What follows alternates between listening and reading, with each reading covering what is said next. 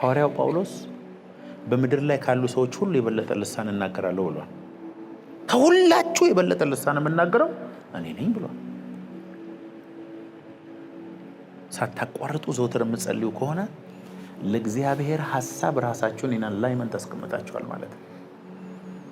ስትቀመጥ፣ ስትነሳ፣ ስትሄድ፣ ስትተኛ፣ ስታነብ፣ ስትበላ፣ ስትጠጣ፣ ሬስትሩም ስትገባ፣ ሽንኩርት ስትከትፊ፣ እንጀራ እየጋገርሽ፣ አልጋ እያነጠፍሽ፣ ኳስ እየተጫወትክ መጸለይ ትችላለህ።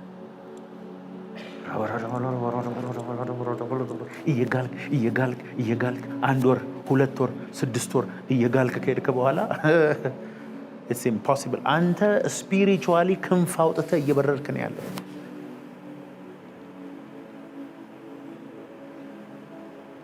ወሬ ቀንሱ፣ ምግብ ቀንሱ፣ ቲክቶክ ቀንሱ፣ ጸሎት ጨምሩ። ህይወታችሁ በ20 ዓመት የማትደርሱበትን ቦታ እግዚአብሔር ሲያደርሳችሁ ታያለ።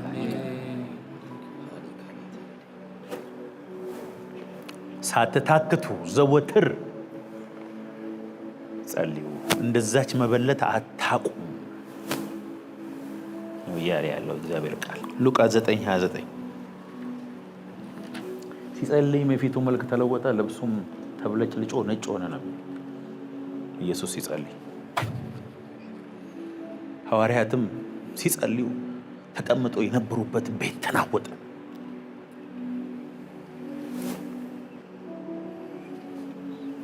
ትክክለኛ ጸሎት ማወቅ ከፈለጋችሁ ምንም ከመሆኑ በፊት አንተ ላይ የሚፈጠረው የተለየ ነገር አለ። ትግል አለ። ጆሮ ይግላል። ያንዳንድ ሰው እጁ ይግላል። ውስጡ ልቡ ትራንስፎርም ይሆናል። እሳት ይሰማል። ያ እሳት ሲሰማ አንዳንድ ሰው ይሮጣል፣ አንዳንድ ሰው ይዘላል፣ አንዳንድ ሰው ጸጥ ይላል። ጸሎት ነገሮችን ከመቀየሩ በፊት አንተን ይቀይራል። ውስጥህን ያግለዋል፣ ያነቃቃል፣ እንደ ጋለ ብረት ያደርጋል። ለዚህ ነው በመንፈስ የምትቃጠሉ ሁኑ ወይም የጋለ መንፈስ ይኑራችሁ የሚለው። ለዚህ ነው have a fervent spirit። የጋለ ብረት ታውቃላችሁ፣ እንደሱ ሁኑ ነው የሚለው። እንደ ሰው ሁሌ የጋለ ነው። ሁሌ በመንፈስ የሚቃጠል ሰው አለ። ሁሌ የሚዘምር ሰው አለ። መንፈስ ይሙላባችሁ እንጂ በወይን ጠጅ አትስከሩ። እንዴት? በመዝሙርና በዝማሬ በመንፈሳዊ ቅኔ ለጌታ በልባችሁ ተቀኙና ዘምሩ። አይቀርም። ሁሉ ጊዜ በልቡ ለጌታ የሚቀኝ ሰው ኮንቲኒየስ የሆነ ኢንፊሊንግ ኦፍ ዘ ሆሊ ስፒሪት ያገኛል። እዚህ ነው ጠዋት ስትነሳ አፍ በመዝሙር የሚሞላው እግዚአብሔር እድል እየሰጠ ነው። እዚህ ነው ወንድሞች ጠዋት ጠዋት ጺማቸውን ሲላጩ ጸጉራቸውን ሲያበጥሩ ሰምታችሁ የማታውቁትን ፉጨት ትሰማላችሁ። መዝሙርም አትችለው ሁሉ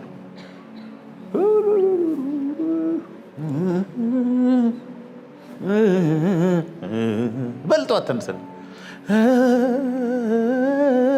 ሄቨንሊ ፍሪኩዌንሲ ጋር እግዚአብሔር ሊያገናኝ ነው። ለምን?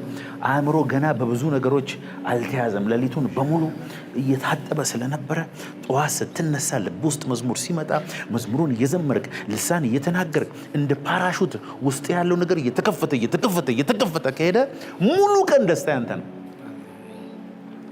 በነገር ደግሞ የሚጀምሩ ሰዎች አሉ። ጠዋት እዚህ ቤት እኔ እድሜ ዘመኔን በተከላላ ፍርፍር ነው እንደምበላው፣ እኔ ቁርስ ዘመረረኝ፣ ዘይት የለውም፣ ጎረቤት ተሳድበው የሚጀምር መንፈሱን ሄዶ ከዲመን ጋር ኮኔክት አድርገው ቀኑን ሙሉ ሚዘርብል ላይፍ የሚያሳልፍ ሰው አለ። ስለዚህ ቀናችሁን ስትጀምሩ በመነዛነዝ አትጀምሩ፣ በመዝሙር ጀምሩ። እግዚአብሔር ያለ ማንም የለም። መኖሪያ የዘላለም አምላክ መስታወት ፊት ቆማችሁ ዘምሩ፣ ተናገሩ፣ መንፈሳዊ ሁኑ። ስራችሁን በመንፈስ ጀምሩ። በስራዬ ላይ የእግዚአብሔር መንግስት ይምጣ በሉ። አሸናፊዎች እናንተ ትሆናላችሁ። ሰይጣን ሳይቀድማችሁ ቀደሙት። ጠዋት ተነስተ ቀንህን ካበላሸ በኋላ ማታ ላይ መጥተ እግዚአብሔር ላይ አታላዝንህ። ይኸው አለቃዬ እንትና አድርገው እንትና እንደዚህ ያደረገኝ፣ ጌታ ሆይ እኔ ታገስኳቸው፣ እኔ ቻልኳቸው፣ ተው ስትለኝ ተውኳቸው። ኧረ እባክህ መጀመሪያ ቀንህን በመንፈስ ጀምር እስቲ። አለቃ አንተ አለቃ ትሆንበታለህ። ያንተ ሞገስ አንተ ፊት ላይ የሚያበራውን ነገር ተቋቁሞ አንተ ላይ አንድ ነገር መናገር አይችልም። አውቶቡስ ውስጥ ስትገባ፣ መኪና ውስጥ ስትገባ፣ መስሪያ ቤት ስትገባ፣ ትምህርት ቤት ስትገባ ዩኒክ ሰው ነህ። ሰዎች ይሰሙሃል፣ ትሰማለህ፣ ትታያለህ። አልሆነ ገና ካልጋ ስትነሳ በቲክቶክ የምትጀምር ከሆነ አስቸጋሪ። ካልጋ ላይ እንደ ጄኪ ቻን በልሳን ነው መነሳት። በመንፈስ የምትቃጠሉ የማትበርዱ የሆነ ለኔጌቲቪቲ፣ ለማኩረፍ፣ ፊት ለማርዘም፣ ተስፋ ለመቁረጥ የማትመቹ ሰው ሆኖ ውስጥ እንዲህ ብሎኝ ያውቃሉ ጓደኞች። መቼ ነው አንተን አዝነ ተስፋ ቆርጠ የምናየው? መቼም አታዩ። እኔን ይሄ ብሉ የሚባል ቀን ሁሉ ነገር ጨላለመውብኝ መሄጃ አጥቼ ግራ ገምቶኝም አታዩኝም። እንዲያውም እኔ በጣም ያዘንኩ ቀን፣ ተስፋ የቆረጥኩ ቀን ምን አይነት ሰው እንደሆንኩ ልንገራችሁ። ወይኔ ልሳኔ እንደዛ ሴትዮ መዝሙሬን ከፍቼ ከሴጣን ጋር ፊት ለፊት ነው እንጂ ዋጋ ያለው እዚህ ሞከርኩ እምቢ፣ በዚህ ሞከርኩ እምቢ፣ በዛኛው ሞከርኩ እምቢ። ተስፋ ቆርጬ ከደቂቃዎች በኋላ እንደገና ስነሳ ነው የምታየው። ተስፋ ቆርጠህ ታውቃለህ ወይ? ብዙ ጊዜ። ሞትን ተመኝተህ ታውቃለህ ወይ? ብዙ ጊዜ። እዛ አልቆይም ግን ከሆኑ ደቂቃዎች በኋላ ምን እንደሚያስፈነጥረኝ አላውቅም። ብድግ ብዬ ነው መለስ። ምን ብሎ አንዳንድ ሰው አለ ሁሉን ነገር በቃ በኔጌቲቭ የሚያይ ሰው አለ። ምንም ብታርጉለት፣ ምንም ቢሳካለት ለማመስገን፣ ለመዘመር፣ ለመሳቅ፣ ለመደሰት የማይፈልግ ሰው አለ። እንዲያው መሳቅ ኃጢአት የሚመስል ሁሉ አለ። ረጅም ከሳቀ ሁሉ አይታችሁ አታውቁም? አይስቅም፣ አይደሰትም፣ ምንም የለም። አንዳንድ ሰው ደግሞ ሰው አይቶ ነው ለመሳቅ ራሱ ሌሎች ስቀዋል ወይስ ለማጨብጨብም። አንዳንድ አገልጋዮች አሉ እነገሌ ጋር ከሄድክ ትሰደባለህ ከተባለ አይሄድም። ምንም በራሱ አቋም የሌለው ሰው አታይ። የሆኑ ሰዎች በርከት ካሉ ይሄዳል። እዚህኛው ካሉ እዛ ጋር ይሄዳል። ይሄ በሕፃንነቱ ቡሊ ሲደረግ ያደገ ነው። የራሱ አቋም የለው ማለት ሲጨቆን ያደገ ሰው በምን እንደምታውቁ ታውቃላችሁ? በክራውድ ውስጥ ነው መደበቅ የሚፈልገው። ራሱን ሆኖ ትልቅ መሆን ፍላጎት የለው። እንደሱ አይነት ሰው ደግሞ መቼም ትልቅ ሲሆን አታዩት። የለውማ የራሱ አይደንቲቲ። በራሱ ከለር ለመቆም ፈቃደኛ አይደለም። ለክሪቲክስ፣ ለስድብ፣ ለመነቀፍ ያልተዘጋጀ ሰው ትልቅ ሰው መሆን አይችልም።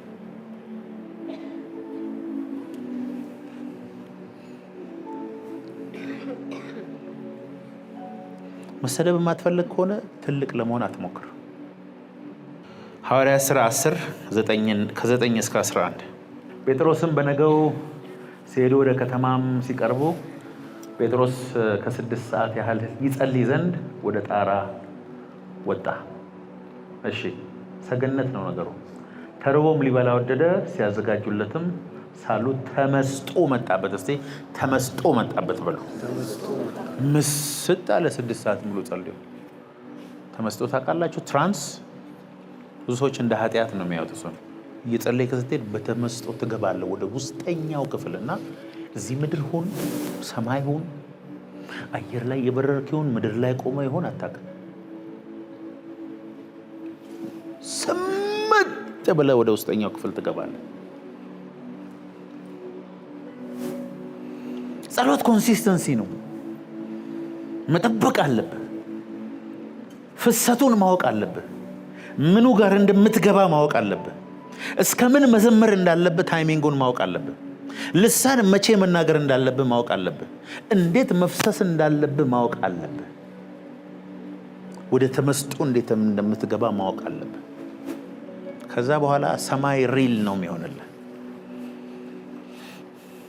የኛ ሀገር ጸሎት በጣም ልክ አይደለም። ጌታ ሆይ እንደዚህ ሆነው እንደራግልኝ ፔቲሽን በቃ ሁሌ ልመና ብቻ አይደለም ጸሎት። ወደ ፕሬዘንሱ መግባት ነው። ወደ ህልውናው መግባት ነው። ወደ ቅድስት መግባት ነው። እሱ ወደ አለበት መዝለቅ፣ እሱን መንካት ነው። አሜን አትሉ? ኃይል ማውጣት ነው። ዝቅ ማለት ነው። ሀምብል መሆን። ኢየሱስ ወደ ኢየሩሳሌም የገባው በምንድን ነው? ምን ላይ ቁጭ ብለው ነው? አህያ ላይ ቁጭ ብለው ነው። አህያ ማለት በነገራችን ላይ ትህትና ማለት ነው። ሰላም ማለት ነው። በዛን ዘመን ነገስታት ወደ ሌላኛው ንጉስ በፈረስ ከሄዱ ጦርነት፣ በአህያ ከሄዱና ከሩቅ ሲያያቸው አህያ ከሆነ ለሰላም ነው የመጣን ማለት ነው። ኢየሱስ አህያ ላይ ቁጭ ብሎ ሄደ። አህያ ማለት ሀምብል ማለት ነው። ባህሪያ ማለት ነው። አህያ የሚለው ቃል ኢያሱና ካሌብ በሉስ። ኢያሱ ማለት ኢየሱስ ማለት ነው። የሹዋ ማለት ነው። ወደ ተስፋይቱ ምድር የገቡት ኢየሱስና አህያው ነው ማለት ነው። ሙሴ ድንጋዩን ሁለቴ ስለመታ አይደለም ወደ አዲሲቱ ኢየሩሳሌም ያልገባው፣ ስለማይገባ ነው። ሕግ ነው። ህዝቡን ማድረስ ስለማይችል ነው። አይገባም። ሙሴ አይገባም። በህግ አይገባም። እስቲ በህግ አይገባም በሉ። የገባው ማን መሰላችሁ? ኢያሱ ነው። ኢየሱስ ነው። ኢያሱ ማለት ኢየሹዋ ማለት ነው። ከካሌብ ጋር ነው የገባው። አሜን አትሉም እንዴ? ብለህ ደግሞ ዛሬ አህያ ልታረገን ነው? አዎ እኔ አንተ ባሪያ ነኝ ስትል እንደ አህያ ነኝ ማለት ነው።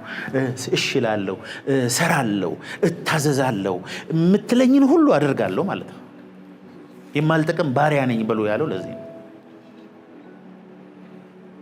ስለ አህያ ብቻ አስተምራቸዋለሁ ሌላ ጊዜ። ለምንድን ነው በአህያ መንጋጋ ነው 1000 ሰው የጨረሰው? አይደለም እንዴ? የሚገርማችሁ ከጨረሰ በኋላ በአህያ መንጋጋ ሁሉ ከሞቱ በኋላ በውሃ ጥም ሊሞት ደረሰ። ጌታ ሆይ አትደርስም ወይ? ይህን ሁሉ ድል ከሰጠኝ በኋላ ልሞት ነው ወይ ብሎ በዛ ምድረ በዳ ሲጮህ እግዚአብሔር ከአህያ መንጋጋ ውስጥ ነው ውሃ ያፈለቀለት። በትህትና ውስጥ ነው የሕይወት ውሃ ወንዝ ወደ አንተ ገሽ አውጥ። አሜን በሉ፣ አሜን በሉ። ዝቅ በል። ትዕቢተኛ አትሁን። እኔነት ውስጥ ትልቅ ነኝ አትበል። ሰዎች ላይ ስትፈርድ አትታይ። እገሌ ልክ ነው፣ እገሌ ሮንግ ነው፣ እንደዚህ ነኝ፣ እኔ ነኝ ትልቅ ማለት ከጀመርክ ቀን እየተነፈስክ ነው። እግዚአብሔር ለትሑታን ጸጋን ይሰጣል። ትዕቢተኞችን ግን ምን ያደርጋቸዋል? ሰይጣን አይደለም የሚቃወመው፣ እግዚአብሔር ነው የሚቃወመው። ትዕቢተኛ ሰው በህይወቴ ፈርቼ አላውቅም። ለምን መሰላችሁ? የእሱ ጠላት እግዚአብሔር ነው። የሚነፋፋ ሰው ያለ እኔ ሰው የለም የሚል ሰው እግዚአብሔር ራሱ መርፌውን ልኮ ብዙ ያበጡ ሰዎችን አይተናልኛ። ያበጣችሁ እዚህ እስካላችሁ እግዚአብሔር መርፌውን ከመላኩ በፊት ራስህ ብለህ ትሁቱ። ማንኛውንም ነገር አሎክ ማድረግ የምትፈልጉ ከሆነ የእግዚአብሔር ኃይል በህይወታችሁ እንዲገለጥ ከሆነ በስራችሁ፣ በቢዝነሳችሁ፣ በትዳራችሁ ስታስቡ ጸሎትን ከፓወር ጋር ከመንፈስ ጋር አድርጋችሁ አስቡ። ምክንያቱም ክርስትና መንፈሳዊ ነው። ላይፍ ኢዝ ስፒሪቹዋል። ህይወት መንፈሳዊ ነው። የመጣ ነው ከመንፈሳዊ ዓለም። ህይወትን ከመንፈስ አንጻር ካያችሁ ብቻ ነው ፉል አንደርስታንዲንግ የሚኖራችሁ፣ ከብዥታ የምትወጡት። አታመናፍስ የሚሏቸው ሰዎች አሉ አይደል? እኔ እላችኋለሁ አመናፍሱ። ማመናፈስ ነው ያለብን። ሃይማኖተኞች አትሁኑ፣ ስፒሪቹዋል ሁኑ። ጴጥሮስ በዛ መመሰጥ ውስጥ የገባው እኮ ትናንትና አቢታን ከሞት አስነስተው ነው። እኔ ጴጥሮስ ሳየው በጣም መዝናናት የሚወድ አይነት ሰው ይመስለኛል። ባህር አጠገብ ነው ባይዘው ቤቱ እና ሰገነት አለው። መስኮቱን ሲከፍት ምን እንደምታየው ታውቃላችሁ? ነጭ አሸዋና ባህር ነው የሚያየው። የሞተ ካስነሳ በኋላ ሰገነት ላይ ትራንስ ውስጥ እስከ መግባት እስከ 6 ሰዓት እንዴት ይጸልያል ሰውዬ? እንዴ በሰፈር ውስጥ ሄዶ ጣቢታን ትናንት አልሰማችሁም እንዴ? እስቲ ቴስቲሞኒ ቅረጹ። አንቺ ጣቢታ ዝም ብለሽ ተቀመጫል? እየሄድሽ ጴጥሮስ ነው ያስነሳኝ ብለሽ በየቤቱ አውሪ አላለም። ያስነሳው ጌታ እንደሆነ ያውቃል። ሄዶ እሱ ምንድን ያደረገው? ወደ ሰገነት ላይ ወጣ። እዛው ነው በተመስጦ እያለ እግዚአብሔር መንፈስ ቅዱስ ተነስና አሁን ከሚፈልጉ ሰዎች ጋር የ4 ቀን መንገድ ተከትለ ሄዳል። የቆርኔሌዎስ ቤተሰብ ሁሉ የመዳኑ ምክንያት ጴጥሮስ በመንፈስ ላይ ሆኖ እግዚአብሔርን መስማት መቻሉ። እኛ እየተመሰጠን ነው። አዎ እየተመሰጠን ያለ ነው፣ ግን ቲክቶክ ላይ ነው። ባይዘው እኔ ሶሻል ሚዲያ በጣም ሳይ ኢትዮጵያ የምትባለው ሀገር እንደተቃጠለች፣ እንዳለቀች፣ እንደጠፋች፣ እንደሞተች ህዝብ እየተባላ እንደሆነ ነው ማስበው። እሱን ትቼ ግን በሰላም ሲሆን ሁሉ ሰላም፣ ኮሪደሩ ሲያምር በሰላም እየወጣን እየገባን ያለ ነው። አሁን አሜሪካ ሆኜ አሜሪካ ያሉት ኢትዮጵያኖች ስለ ኢትዮጵያ የሚያወሩትን ብሰሙ ትደነግጣል። ከኢትዮጵያ መጣሁ ሳትሞት እንዴት ነው መሞት? ኧረ ኢትዮጵያ ውስጥ የምትኖሩ ሰው እንዴት ተረፍክ? ከምንድን ነው የምተርፈው? አንዴ ሲኤምሲ ላይ እሳት ተነሳ፣ ሲኤምሲ ውስጥ ያለ ሰው ሁሉ ተቃጥሎ አለቀ የሚል ዜና አየሁ አሜሪካ ሆኜ። ስደውል ባለቤት ስልክ አታነሳ፣ እቤት ስደውል እንትና ያነስ፣ ያ ስደውል አለቁ በቃ አልኩ። ያልደወልኩበት የለም። ለምን አላነሱም? ለሊት 9 ሰዓት ነው ተኝተው። ጠዋት ሲነሱ ምን ሆናችሁ ነው ማታረሱት? እሬ ተጨነቀ። ምን ሆነሃል? በእሳት ሲኤምሲ ሁሉ ሲያል። እሬ የምን እሳት? ለካ እዚች ጋር ምንድነው የሚባለው ዩኒቨርሲቲው ምንድነው የሲቪል ሰርቪስ ጋር የሆነች ቤት ናት የተቃጠለችው። አሜሪካ ግን የሰማነው ዘ ኢንታየር ሲኤምሲ እንዳለቀ። ከቲክቶክ ውጣና ወደ ጋድ ቶክ ቀይሩ። ስትጸልዩ የእግዚአብሔርን ቃል ጸልዩ። የእግዚአብሔርን ቃል ዘምሩ። ዮሐንስ 15:7 ያለ ቃሉ ስትጸልዩ ስሜታችሁን ስለሆነ የምትጸልዩ ጥሩ አይመጣም። እምነት ያስፈልጋችኋል፣ ቃሉ ያስፈልጋችኋል። ዝናብና በረዶ ከሰማይ እንደሚወርድ ምድርን እንደሚያረካት ታፈራና ታፈቅልትን እንደሚያደርጋት ኢሳይያስ 55። ይሄ ደግሞ ምን ይላል?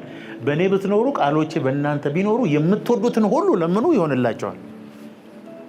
ቃሌ በእናንተ ቢኖር፣ ቃሌን ብትጸልዩ፣ ቃሌ በእናንተ ውስጥ ቢሞላ፣ የጋለ መንፈስ ከኖራችሁ ጸሎታችሁ ይመለሳል። ጠዋት ስትነሱ መንፈሳዊ ሆኖ እስቲ መዝሙር ይብዛላችሁ። በመንፈስ የሆነ መዝሙር፣ ጆሮአችሁ እየተቃጠለ መዝሙር፣ እንባችሁ እየፈሰሰ መዝሙር፣ በልሳን እየተናገራችሁ መዝሙር፣ መስታወት ፊት ቆማችሁ በእሳት እየጸለያችሁ፣ ጆሮአችሁ ላይ ኤርፖድ አድርጋችሁ እየቀለጣችሁ በእሳት እየተንተከተካችሁ እንደ ወፍራም ሽሮ። ሰይጣን የት እንዳለ አያውቅም። በዛ ሰዓት ከራዳር ውጪ ነው የምትሆነው። ታውቃላችሁ? ከሰይጣን እይታ ውጪ ትሆናል። የት ሄደ?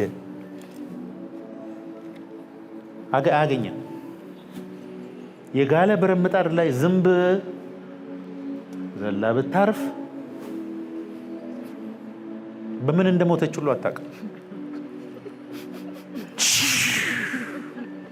ወደ ትነት ነው የምትቀየረው። ሰይጣንም እንደዛው ነው አንተ ላይ የጋልክ ስትሄድ በእግዚአብሔር ውስጥ እየተሰወርክ እየጠፋ ነው የምትሄደው። እሱን ማየት አይችልም። አንተንም ማየት ተሰወር በውስጡ ጥፋ። አንተ ጋል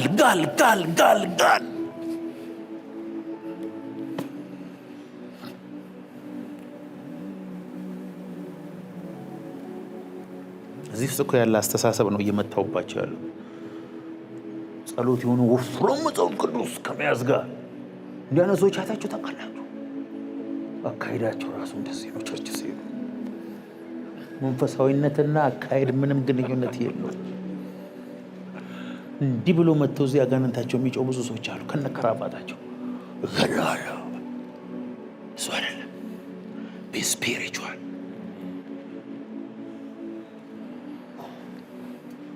ስለ ስጋ ማሰብ